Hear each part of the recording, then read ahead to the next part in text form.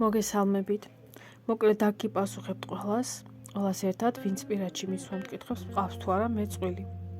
გეტყვით, რომ ჩემი მიზანი არ არის და არ ყოფილა შეწვილება. ჩემი მიზანი ყოველთვის იყო მეპოვა ჩემი თავი და ყოფილიყავი ბედნიერი. ისე რომ ეს არ ყოფილიყო დამოკიდებული არავისზე. ერთ აზროვნად შემიძლია ვთქვა, რომ ჩემი ხასიათი არ არის დამოკიდებული იმაზე, ვირას გააკეთებს.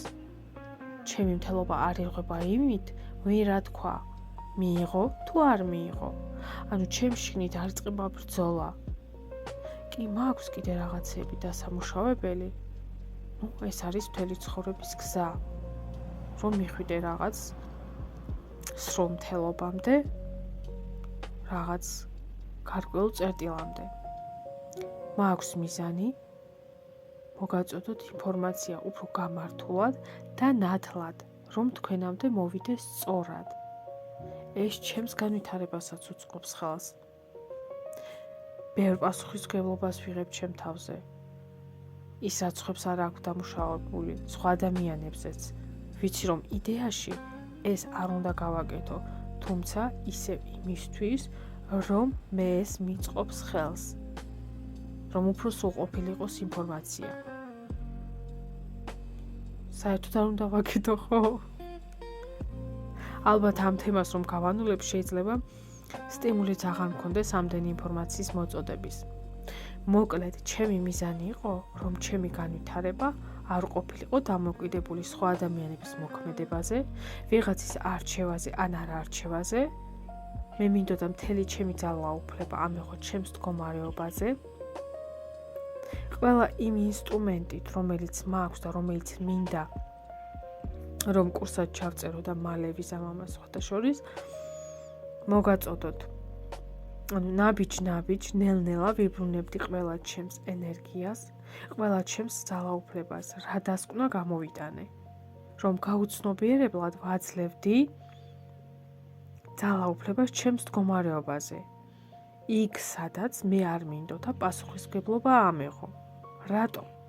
იმიტომ რომ იმ ადგილას იყო ტრამვები. მე ვიყავი გოგონა, რომელიც ჩარჩა სადღაც ბავშვობაში, სადაც არ ქონდა საკმარისი სიყვარული, ვერ მიიღეს ბოლომდე და დარჩა ესე ვთქვათ კაფსულირებულ მდგომარეობაში. ანუ მას უნდოდა რომ აერჩიათ, რომ ყვარებოდათ. ამას არ ვხედავდი ქვეცნობიერად იმ ნაწილებზე ვარს ვამბობდი. და ამ ნაწილების დაბრუნება რომ დავიწყე, გაქრა იმის მოთხოვნილება, რომ ვინმეს რამე უმტკიცო, ვინმემ გაღიაროს, მიგიღოს, აგირჩიოს და ასე შემდეგ. პარადოქსია იმაში, რომ იმ მომენტში, როცა სხვებს დავარდვი ძალაუფლება და დავიბრუნე მე ჩემი ენერგია, ადამიანების ქცევა რადიკალურად შეიცვალა. იმიტომ რომ ჩემი საჭიროება ადრე ქმნიდა ძლიერ დაძაბულობას მეორე მხარისთვის. ის მეორე მხარე, რა თქმა უნდა, იკეტებოდა და გარბოდა. როგორც კი ეს თემა დავამუშავე, ანუ არსიც ჩემი მდგომარეობა გახდა ასეთ ისე სტაბილური, იმ წუთიდან გაქრა ჩემი დაძაბულობა ჩემი ველიდან. დინამიკა იმ მხრიდან შეიცვალა. ჩემი მიზანი როგორც ასეთი შეერთება არ ყოფილა.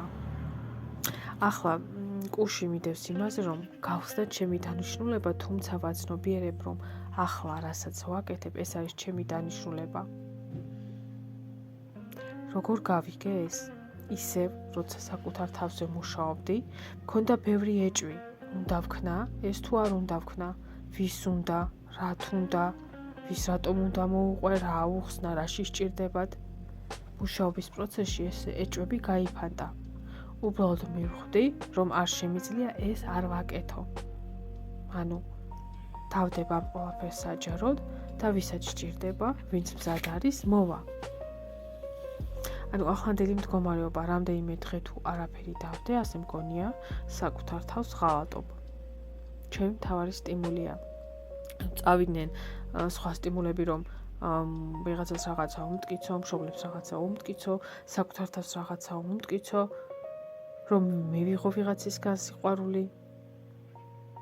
ანუ არსით სულ ერთია. მე მყავს, მე, ჩემი მდგომარეობა, არის ჩემი ცხოვრება და არის სხვა სიცოცხლეები და მათი ცხოვრება.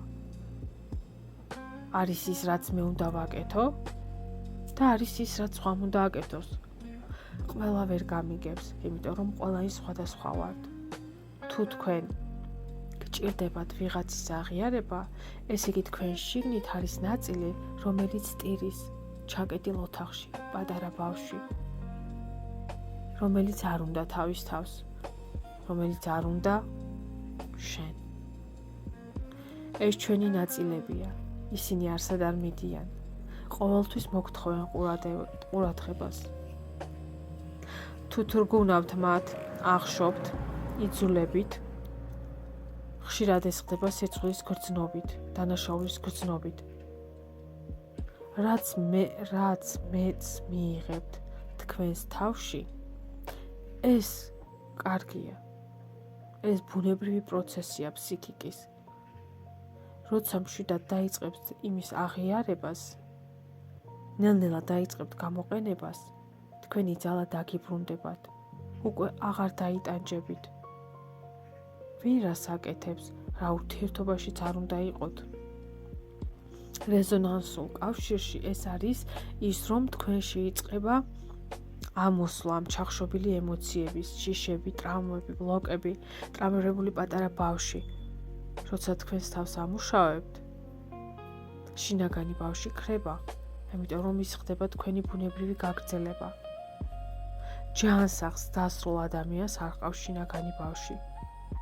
ყველა ჩვენგანს აქვს სამი მდგომარეობა: მშობლის, ბავშვის და ზრდასრული. ზრდასრული ეს არის მდგომარეობა, სადაც უნდა მიხვიდე. ერთი დღე და ერთი კვირა ამას არ ეყოფა, რა თქმა უნდა.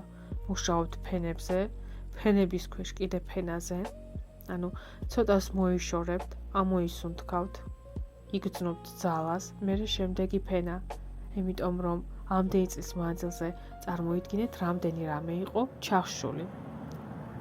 თუმცა ზუსტად იქითკენ უნდა წახვიდე.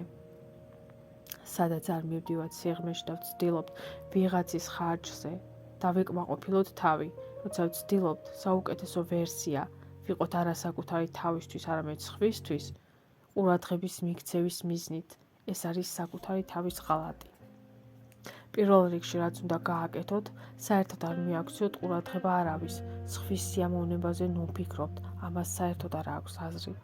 შიგნით გაქვთ ჭრილობები და იქით უნდა წახვიდეთ საკუთარი თავის ქვესკნელში, სადაც უფრო ღმად შეძლებთ ჩასვლას ქვესკნელში, მით უკეთესი იქნება. სულიერება არ არის ლოცვა და მედიტაცია. სულიერება არის, როცა საკუთარი ქვესკნელის ყველაზე ღრმა ადგილას მიაღწევთ, როცა შეძლებთ მიიღოთ საკუთარი ისეთი ნაწილები, რომელთაც უარყოფთ. იქ არის სულიერება, იქ არის ნათელი. ჩვენი ჭეშმარიტი მე იმალება იმ ადგილას, სადაც ყველაზე მეტად გეშინია, სადაც მაქსიმალურად გტკივა, სადაც მაქსიმალურად უარყოფთ თავს. იქ იმალება უმაღლესი მე.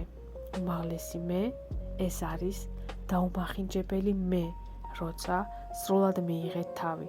ეს პროცესია, ეს მარტივი არ არის, ეს შესაძლებელია.